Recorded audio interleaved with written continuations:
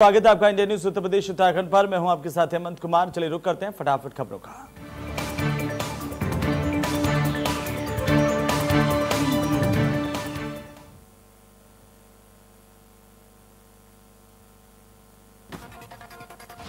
प्रधानमंत्री नरेंद्र मोदी का जन्मदिन आज सेवा सप्ताह के रूप में बीजेपी मना रही है। पीएम मोदी का जन्मदिन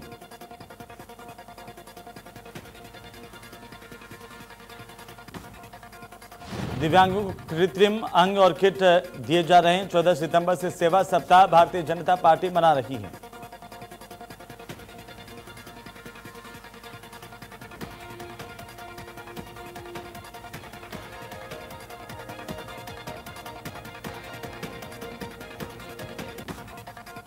राष्ट्रपति रामनाथ कोविंद ने प्रधानमंत्री नरेंद्र मोदी को जन्मदिन की बधाई दी और कहा कि उन्होंने भारत के जीवन मूल्यों और लोकतांत्रिक परंपराओं के प्रति प्रतिबद्धता दिखाने का एक आदर्श प्रस्तुत किया है।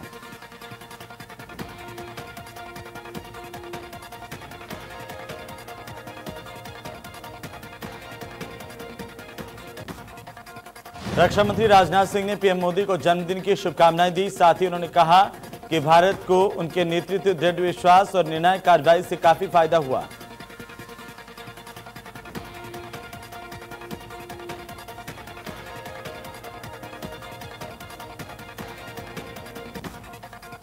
कांग्रेस के नेता राहुल गांधी ने भी प्रधानमंत्री नरेंद्र मोदी को 70वें जन्मदिन पर बधाई दी है। राहुल गांधी ने ट्वीट करते हुए पीएम मोदी को जन्मदिन की शुभकामनाएं दी।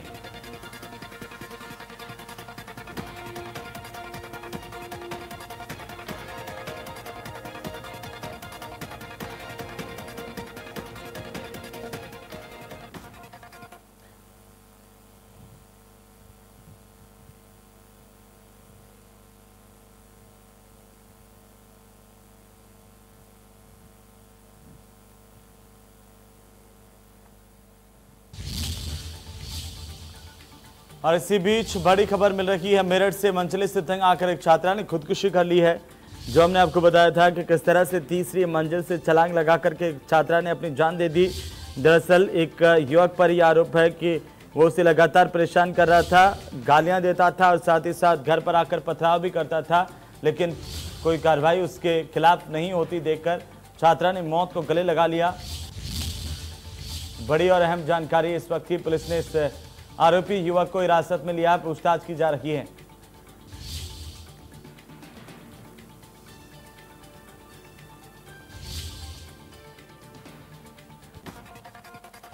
सीएम योगी ने प्रधानमंत्री नरेंद्र मोदी को जन्मदिन की शुभकामनाएं दी। कहा, अंत्योदय से राष्ट्रोदय की संकल्पना को साकार करते हुए प्रधानमंत्री नरेंद्र मोदी को जन्मदिन की शुभकामनाएं।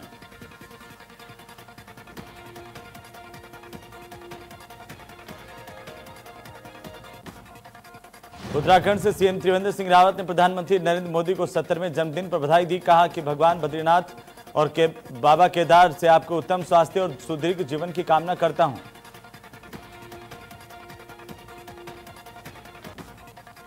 पीएम मोदी के 70वें जन्मदिन पर पूर्व संध्या पर वाराणसी में दीप प्रज्वलित किए गए। बीजेपी के पदाधिकारियों ने केक काटा, डमरू और शंख बजाकर के प्रधानमंत्री को जन्मदिन की शुभकामनाएं दी। इस दौरान कई लोग मौजूद रहे। प्रधानमंत्री मोदी के संसदीय क्षेत्र में उनके 70वें जन्मदिन के मौके पर मुस्लिम समाज के लोगों ने जन्मदिन मनाया। लोगों ने आतिशबाजी कर एक दूसरे को मिठाई खिलाई और प्रधानमंत्री मोदी को जन्मदिन की बधाई दी। वाराणसी की दाल मंडी क्षेत्र में सुबह से ही मुस्लिम समाज के लोगों में अपने सांसद के जन्मदिन को उत्सव के तौर पर मनाने की होड़ सी लगी हुई है। बुलंदशहर में पीएम केयर फंड में प्रवासी मजदूरों को गंतव्य तक पहुंचाने की आड़ में जमकर सरकारी लूट की गई। बुलंदशहर में 11 मई 2020 से लेकर 18 मई 2020 तक यानी 8 दिन में 30,000 75,000 प्रवासियों को बॉर्डर पार करवाने के लिए की बात सामने आ रही है। यूपीएसआरटीसी ने 11 करोड़ 40,040 रुपए के बुलंदशहर के जिलाधिकारी रविंद्र कुमार की अनुशंसा पर पीएम केयर फंड से वसूला। परिवहन निगम की एक बस में 30 से 31 यात्रियों को भेजा गया, जिनको पहुंचाने के एवज में प्रत्येक रोडवेज बस ने 1,14,149 रुपए लिए। यूपीएसआरटीसी ने बुलंदशहर से गंतव्य तक प्रत्येक प्रवासी मजदूर को पहुंचाने का किराया 3,658 रुपए वसूला है। ये पीएम केयर फंड से वसूला गया। एसी बस में से भी ये पैसा ज्यादा है।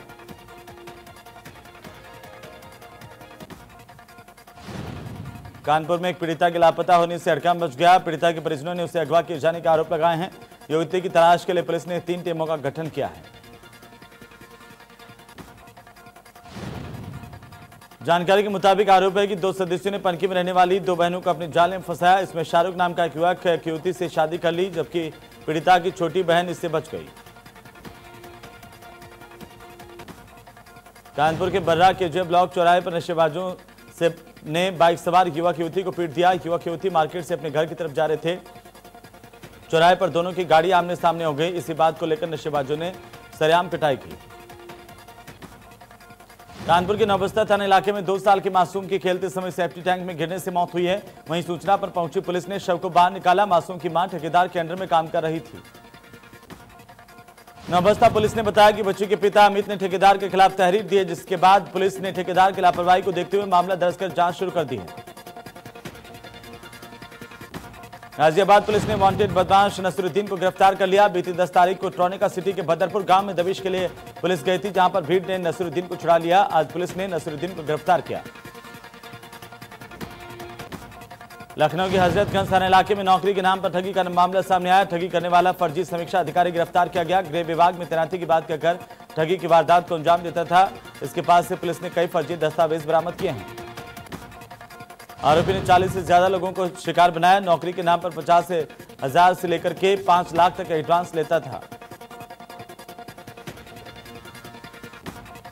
ग्रेटर नोएडा के दादरी थाना इलाके में हाईवे पर कार में अचानक से आग लग गई। चालक ने कार में से कूदकर अपनी जान बचाई। गाजियाबाद से अलीगढ़ जा रहा था युवक।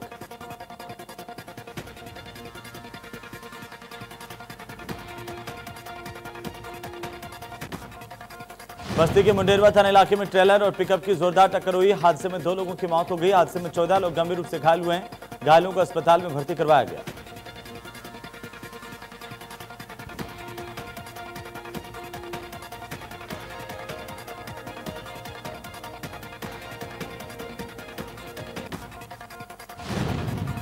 प्रयागराज के खीरी थाना इलाके में एक पीड़ित बेटी की मौत के बाद ससुराल पक्ष पर मुकदमा लिखवाने के लिए थाने पहुंचा था। पुलिस ने दहेज हत्या का मुकदमा न लिखकर आत्महत्या के लिए उकसाने का मामला ही दर्ज कर लिया। पीड़ित का आरोप है कि पूरे प्रकरण में कार्रवाई न करने और कुछ लोगों के नाम हटाने के नाम पर थाने के एक सब इंस्पेक्टर ने आरोपियों से थानाध्यक्ष के नाम पर 25,000 रुपए की घूस ली। पीड़िता ने आरोप लगाते हुए कहा कि सब इंस्पेक्टर ने अपने लिए 19,000 रुपए अलग से लिए, जिसका वीडियो वायरल हो रहा है। वीडियो वायरल होने के बाद एसपी ने कार्रवाई करते हुए सब इंस्पेक्टर को सस्पेंड किया है। गोंडा में मौसम ने अपना मिजाज बदला। बारिश की वजह से मौसम सुहाना हो गया। हल्की फुहारों के साथ ही बारिश हुई। बारिश की वजह से लोगों को गर्मी से राहत मिली है।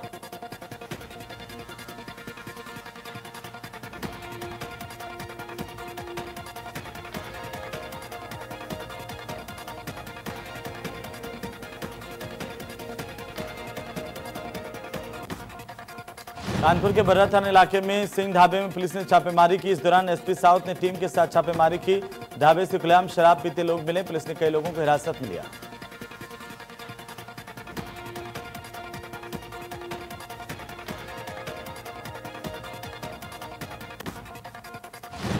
कानपुर के घाटमपुर थाना इलाके में तेज रफ्तार कंटेनर ने टक्कर मार दी। हादसे में बुजुर्ग की मौके पर मौत हो गई। हादसे के बाद अनियंत्रित होकर के कंटेनर पलट गया।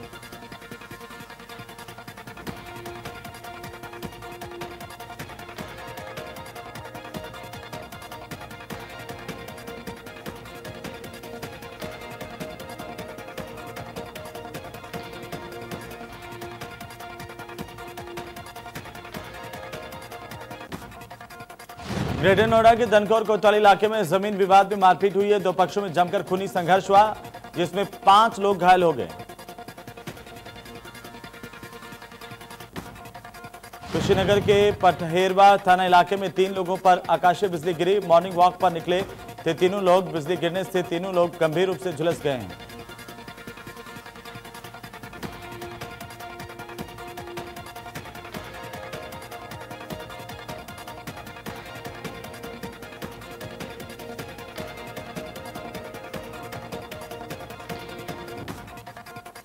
उन्नाव के बेहटा मुसबार थाना इलाके में लखनऊ आगरा एक्सप्रेसवे पर तेज रफ्तार प्राइवेट बस अनियंत्रित होकर के बीच सड़क पर पलट गई। इस हादसे में एक व्यक्ति की मौत हुई है। 15 से ज्यादा लोग घायल हुए हैं।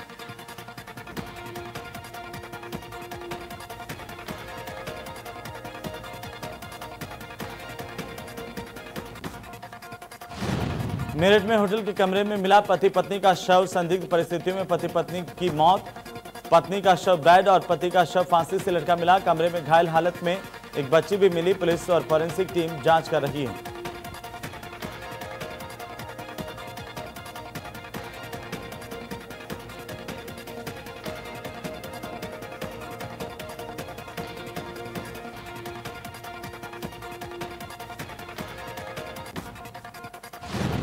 कोरोना काल के बीच गाजीपुर में गंगा घाट पर पितृ तर्पण के लिए श्रद्धालुओं की भीड़ देखने को मिली और यहां पर धार्मिक मान्यता है। इसी के चलते इस दिन काफी संख्या में लोग अलग अलग जगहों से पहुंचते हैं।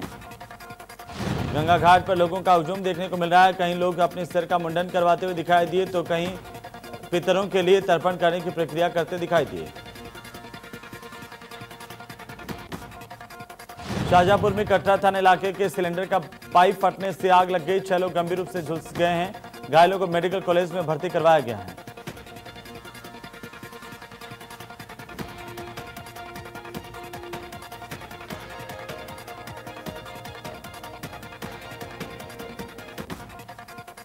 पितृपक्ष पखवाड़े के अंतिम दिन आज शिव की नगरी काशी में गंगा तटों पर पूर्वजों की आत्मा की शांति के लिए लोग पिंडदान करते हुए देखे गए। सभी घाटों पर मेला सा देखने को मिला। भारी भीड़ की वजह से कुछ श्रद्धालुओं को पुरोहितों का भी इंतजार करना पड़ा।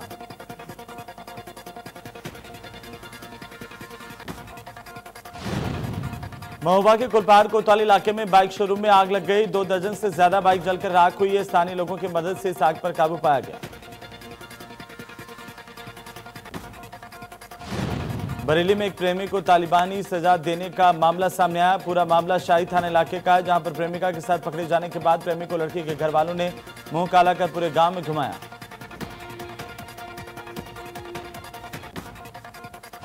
गांव में मुंह काला कराकर युवा के घूमने की वीडियो सोशल मीडिया पर वायरल हो रही है। आगे से आगे लड़का जिसका मुंह काला है उसके पीछे कई सारे बच्चे दौड़ रहे हैं। प्रेमी की माने तो उसकी प्रेमिका ने उसे खेत पर मिलने के लिए बुलाया, जहां पर उसकी दादी ने दोनों को पकड़ लिया। वहीं इस मामले में पुलिस का कहना है कि मामले की जांच कर कार्रवाई की जाएगी।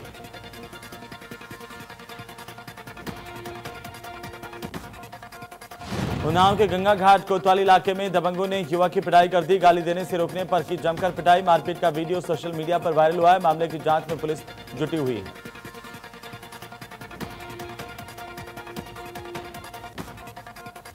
कानपुर देहात में एक हॉरर किलिंग का मामला सामने आया, जहां पर लड़की के पिता ने प्रेमी के साथ लड़के को कुल्हाड़ी से काट दिया। निर्ममता से हत्या कर दी। इस घटना को अंजाम देकर हत्यारा पिता फरार हो गया।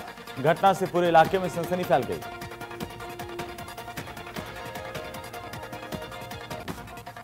कुशीनगर के पठेरवा थाना इलाके में आपसी विवाद में 2 पक्षों के बीच मारपीट हुई। थाने के गेट से महज 100 मीटर की दूरी पर मारपीट हुई। दोनों पक्षों में जमकर लाठी डंडे चले। मारपीट में 2 लोग गंभीर रूप से घायल हुए हैं।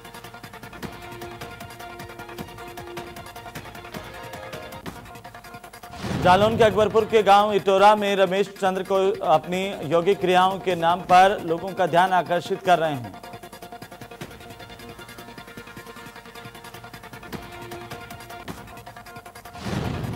बुलंदशहर के सिकंदराबाद थाना इलाके में जैन मंदिर से लाखों की लूट के आभूषण चोरी हुए हैं। मामले की जांच पुलिस कर रही है।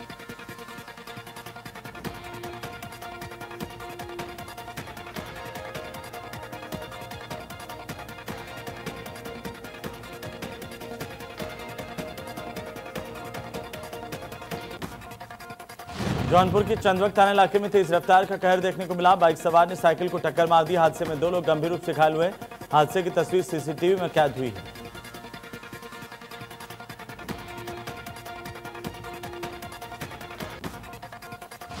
नोएडा के एक्सप्रेस वे थाना इलाके में खनन को लेकर यमुना खादर में खूनी संघर्ष हुआ। 2 पक्षों में जमकर फायरिंग भी हुई।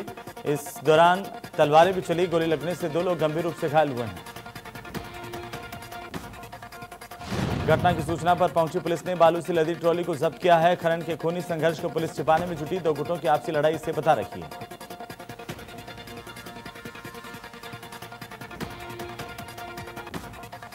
मुरादाबाद के थाना मझोला इलाके में यूपी सरकार में SC/ST आयोग की सदस्य गीता प्रधान की गाड़ी पर अज्ञात हमलावरों ने हमला बोल दिया। गाड़ी को तहस नहस कर दिया। उनकी गाड़ी पर हमला बोलते हुए तो जमकर तोड़फोड़ की गई।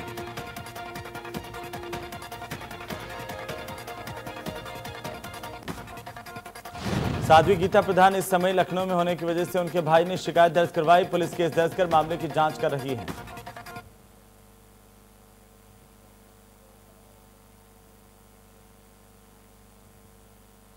तो चलिए इसी बीच हम आपको सीधे राज्यसभा में लिए चलते हैं, जहां पर रक्षा मंत्री राजनाथ